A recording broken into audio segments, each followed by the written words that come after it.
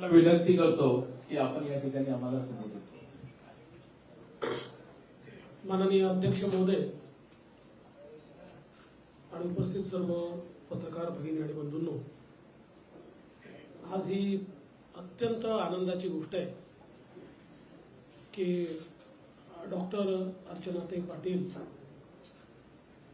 आणि राजेश्वरजी निठुरे हे भारतीय जनता पक्षामध्ये प्रवेश करतायत. अर्चनाताईंचा गेल्या 30 वर्षाचा सामाजिक क्षेत्राचा अनुभव आहे.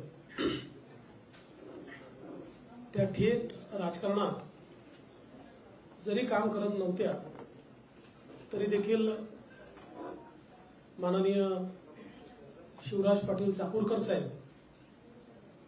यांच्या समवेत राजकारणाशी अतिशय निकटचा संबंध त्यांचा होता आणि जाणीवपूर्वक सामाजिक कार्यात त्यांनी स्वतःला ठेवलं होतं. संभाजी भैयांनी सांगितलं ते खरं आहे की गेले 5-7 वर्ष आम्ही ताईंच्या पाठीमागे लागलो होतो की त्यांनी राजकीय क्षेत्रात यावं, पण त्यांचा सामाजिक क्षेत्रात कल अधिक होता. मात्र मला अतिशय आनंद आहे की त्यांनी फायनली निर्णय केला. कारण मी त्यांना एक गोष्ट सांगितली की भलेही शिवराज पाटील चाकूरकर साहेब हे काँग्रेसमध्ये काम करत होते, आम्ही भाजपमध्ये काम करतो, पण चाकूरकर साहेबांनी जी काही लिगसी तयार केली आहे ती अत्यंत मोठी आहे. एक अतिशय प्रामाणिक, सज्जन आणि मूल्याधिष्ठित राजकारण करणारा राजकारणी अशा प्रकारची त्यांची प्रतिमा आहे. आणि ही जी लिगसी आहे ही पुढे नेण्याचं काम तुम्ही करू शकता. आणि त्यांनीही मला सांगितलं की मी राजकारणात कधी काम करणार नव्हते, पण ज्या प्रकारे मोदी साहेब गेल्या 10 वर्षामध्ये भारताला एक दिशा देत आहेत, गती देत आहेत, प्रगती देत आहेत. आणि मी सामाजिक काम करताना ज्या शेवटच्या माणसाकरता काम करत होते त्याच्या जीवनात जे परिवर्तन मोदी साहेबांनी केलंय त्यातनं मला देखील अशी प्रेरणा मिळाली की आता सामाजिक कार्यातनं राजकीय कार्याच्या मुख्य धारेमध्ये आपण समाविष्ट झालं पाहिजे. आणि चाकूरकर साहेबांनी ज्या प्रकारचे मूल्याधिष्ठित राजकारण केलं तशा प्रकारचं राजकारण आज जर करायचं असेल तर ते मला असं वाटतं की भारतीय जनता पक्षामध्ये करता येईल. आणि म्हणूनच मी भारतीय जनता पक्षात तुमचा सगळ्यांचा मला आग्रह होता, आता मी निर्णय केलाय. आणि मला या गोष्टीचा आनंद आहे की आज त्यांच्या प्रवेशामुळे एक अतिशय मजबूत असं नेतृत्व लातूर जिल्ह्यात आणि मराठवाड्यात आम्हाला या ठिकाणी मिळालेलं आहे. मागच्या काळात बसवराज पाटील साहेबांनी प्रवेश केल्यामुळे एक चांगलं नेतृत्व आम्हाला मिळालं. आता ताईंच्या प्रवेशाने मला असं वाटतं की निश्चितपणे म्हणजे निवडणुकीत तर त्याचा फायदा होणार याबद्दल कुणाच्या मनात शंका नाही. आमचे सुधाकरराव शिंगारे यांची जागा ही अधिक ताकदीनं निवडून येईल, धाराशिवमध्ये देखील आम्हाला त्याचा फायदा होईल याबद्दल आमच्या मनात शंका नाही. पण त्यासोबत एक लॉंग टर्मचं नेतृत्व आज आपण पाहतोय की ज्या प्रकारे मोदीजींनी सर्व क्षेत्रामध्ये महिलांचं नेतृत्व उभं राहिलं पाहिजे याकरता प्रयत्न सुरू केले आहेत. अशा काळात एवढं चांगलं नेतृत्व हे भारतीय जनता पक्षात आलं म्हणून मी अतिशय मनापासून त्यांचं स्वागत या ठिकाणी करतो. आणि त्यासोबत आमचे राजेश्वरजी निठुरे 8 वेळा नगरसेवक, 7 वेळा नगराध्यक्ष, एक प्रकारे मी असं म्हणेन की मोठी राजकीय कारकीर्द त्यांना लाभली आणि लोकांचं सातत्याने प्रेम हे त्यांच्यावर राहिलेलं आहे. जमिनीशी जुडलेला, सर्वसामान्यांमध्ये काम करणारा आणि प्रत्येकाला आपल्या घरचा माणूस असा वाटणारा अशा प्रकारचे नेतृत्व आज भारतीय जनता पक्षामध्ये या ठिकाणी सम्मिलित होत आहे. खूप प्रदीर्घ अनुभव त्यांना आहे. त्यांनी अनेक महामंडळांवर काम केलंय, कमिट्यांवर काम केलंय. त्यामुळे परिपक्व अशा प्रकारचं नेतृत्व हे आज या ठिकाणी येत आहे. उदगीर असेल, लातूर जिल्हा असेल, यामध्ये निश्चितपणे त्यांच्या प्रवेशाने भारतीय जनता पक्षाला एक मोठा फायदा होईल. खूप वर्ष त्यांनी काँग्रेस पक्षामध्ये काम केलं. काँग्रेसचे जे अनेक शीर्षस्थ नेते होते त्यांच्या अतिशय जवळचे म्हणून त्यांनी काम केलं. पण आता ते देखील भारतीय जनता पक्षात काम करतायत आणि आम्हाला विश्वास आहे की त्यांच्या येण्यामुळे देखील एक मोठा फायदा आम्हाला या ठिकाणी मिळेल. मी आज या दोनही व्यक्तींचं भारतीय जनता पक्षामध्ये स्वागत करतो आणि मला विश्वास आहे की येत्या काळातली त्यांची वाटचाल ही अतिशय चांगली या ठिकाणी असेल.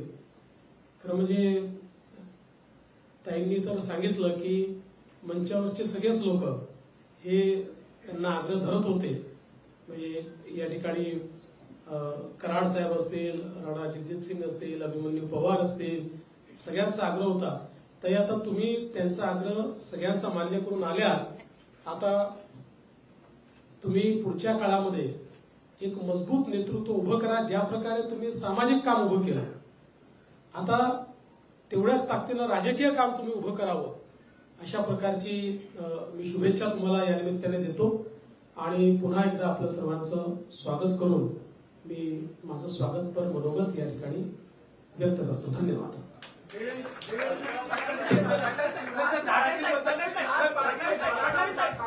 एकाला प्रश्न विचारा. आधी मराठीमध्ये करू आणि मग हिंदीमध्ये. मराठीत करू आधी अभिषेक.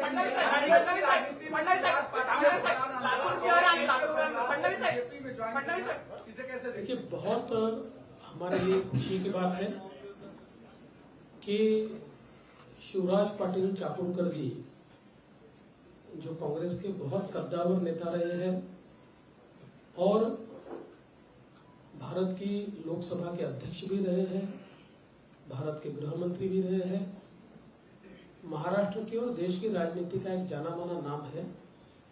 और आज उनके परिवार से डॉक्टर अर्चनाताई पाटिल ये हमारे भारतीय जनता पार्टी में प्रवेश कर रही है.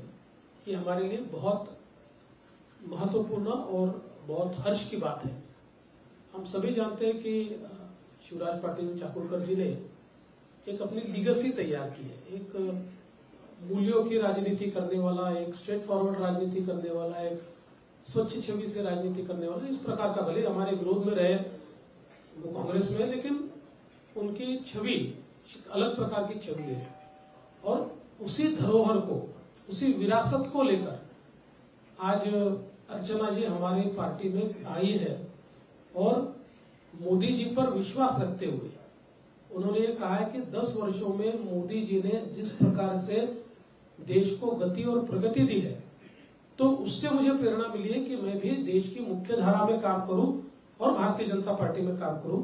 मुझे लगता है कि उनका आना ये हमारे लिए, पार्टी के लिए एक बहुत ही मजबूती प्रदान करने वाला है. वैसे ही राजेश्वर जी निठुरे, जो 8 बार पार्षद और 7 बार निगम अध्यक्ष रहे, ऐसे निठुरे जी का भी प्रवेश ये भारतीय जनता पार्टी के लिए एक बहुत महत्वपूर्ण है. मैं दोनों का बहुत बहुत स्वागत करता हूँ. आणि लातूर या मतदारसंघावर भाजपला मोदी लाटेत सुद्धा झेंडा फडकवण्यात अपयश आलेलं आहे. भाजपचं तिथं बळ असताना सुद्धा ताकद दिली जात नाही असा पदाधिकाऱ्यांकडून आरोप होतोय. आता अर्चना पाटील लातूर शहरातून 2024 ला म्हणजे पुढील काळात संभाव्य उमेदवार असू शकतात का? लोकसभा संपूर्ण असं आहे की कोण संभावित उमेदवार असेल, कोण नसेल, याचा निर्णय भारतीय जनता पक्षाचं पार्लमेंटरी बोर्ड आणि इलेक्शन कमिटी घेते. जोपर्यंत ते निर्णय घेत नाही तोपर्यंत मीही उमेदवार नाही, तोपर्यंत बावनकुळे साहेबही उमेदवार नाही. त्याच्यामुळे त्यांना निर्णय घ्यायची मुभा द्या. पण मी एवढंच सांगतो, आमची तर इच्छा होती की 19ला त्यांनी लढावं. आम्ही त्यांना प्रस्तावही दिला होता. ते आज आमच्यासोबत आलेले आहे. एक मजबूत नेतृत्व आलंय. जेव्हा पक्षाकडे मजबूत नेतृत्व येतं त्यावेळेस त्या नेतृत्वाचा योग्य उपयोग काय आहे हे पक्षाला माहिती असतं. धाराशिवचे अनेक आजीबाजी आमदार व्यासपीठावर आहेत. धाराशिवबद्दल अजून निर्णय झालेला नाहीये, बैठका पार पडत आहेत. यापैकीच कुणी संधी देणार आहात, काही बदल होते? नेमकं जिथं जागा अडकल्या त्यापैकी धाराशिव एक आहे. धाराशिवचं नेमकं काय करायचं त्याचा निर्णय तेच करतायत.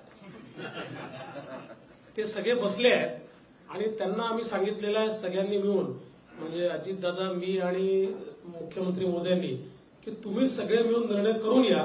मग तुम्ही जो निर्णय कराल त्याच्यावर आम्ही शिक्कामोर्तब करू.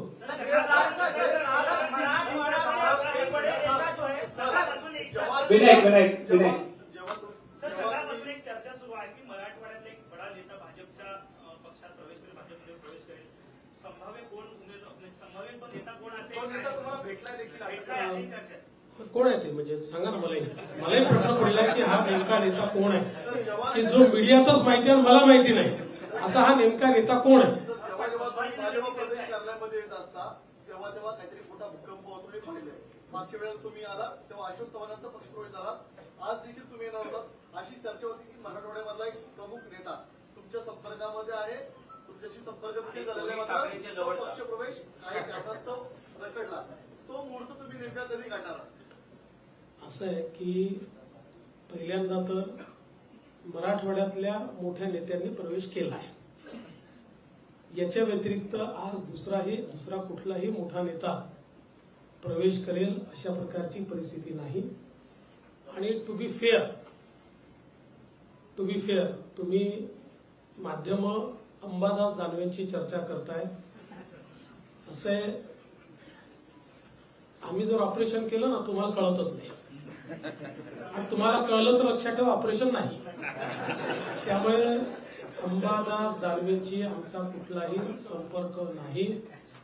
त्यांच्या प्रवेशाची आमच्याकडे तरी कुठलीही चर्चा नाही. रात भर ट्विटर ट्रेंड कर रहा था कि महाराष्ट्र में राजनीतिक भूकंप होने वाला है और आज ही होगा या सोमवार को होगा. बहुत सारी पत्रकार. अरे मैं भी आपको पूछना चाहता हूँ भाई, ये भूकंप क्या है मुझे तो बताओ. जो भूकंप हम करने वाले हैं ऐसा बोला जाता है, तो उसका सस्पेंस हमारे लिए तो छोड़ो, हमको तो बताओ कि किसके बारे में बातचीत चल रही. अगर कोई अच्छा नाम होगा तो हम भी उसका पीछा करना चालू करेंगे. रिमोट हा तुमच्या हाती असतो. ऑपरेशन कधी होतं हे खरंच कुणाला कळत नाही. मात्र सर येणाऱ्या काळामध्ये ते ऑपरेशन होणार आहेत. असं आहे की निवडणुकीमध्ये काही प्रवेश वगैरे होतच असतात, काही कमी अधिक भूकंप होतच असतात. आज तरी असं कोणी नाही, किंवा ज्या माणसांना तुम्ही संशयाच्या घेऱ्यात उभे करताय, to be fair to them, त्यांच्यापैकी कोणी नाही. तीन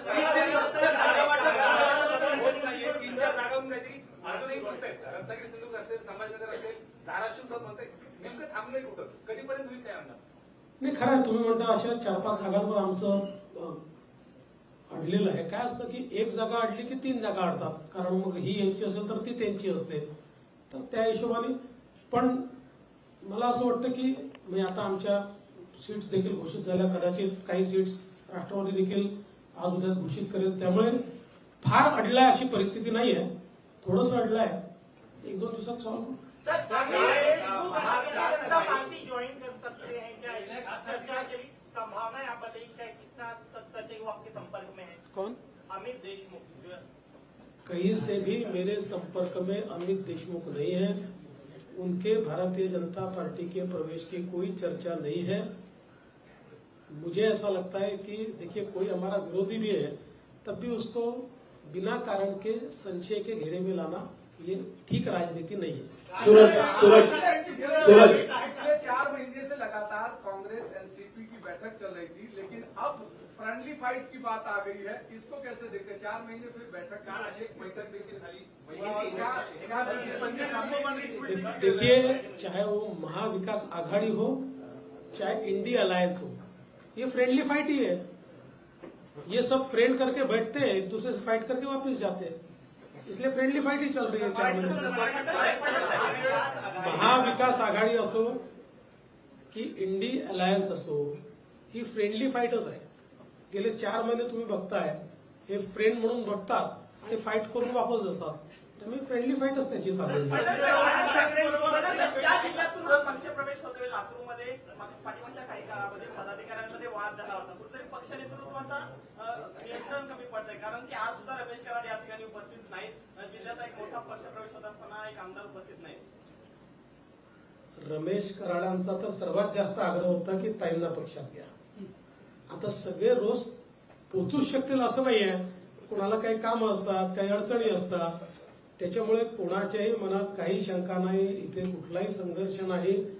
भारतीय जनता पक्षामध्ये एखाद्या विषयावर वेगवेगळी मतं व्यक्त करता येतात, पण सगळे एकत्रितपणे काम करतायत आणि मला विश्वास आहे की लोकसभेच्या निवडणुकीत जी लोकल टीम आमची आहे आणि आता ताई पण आल्या, विठुरीजी पण आल्या, एक रेकॉर्ड विजय आम्ही मिळवणार. तर मनसे संदर्भात काही भूमिका या लोकसभा निवडणुकीत घेतली जाणार आहे का? बैठका पार पडलेल्या आहेत, परंतु त्यांच्या देखील बैठका पार पडल्या. बैठका झाल्या आहेत याबद्दल कुठलेही दुमत नाहीये. शेवटी आपण लोकसभा निवडणुकीला जातो त्यावेळेस सगळ्या प्रकारच्या शक्यता अशक्यता, काय करू शकतो काय नाही करू शकत याच्या चर्चा होतात. मी आज एवढंच सांगेल की अद्याप कुठलाही निर्णय आमचा त्या संदर्भातला नाही. अंबेदार साहब का नाम चर्चे में चल रहा है कि वो बीजेपी ज्वाइन बोल दिया भैया, क्यों बेचारे अंबादास दानवे जी को विपक्ष के नेता है, क्यों उनको इतना परेशान कर रहे हो आप? चलो सर्वांचे मनापासून धन्यवाद.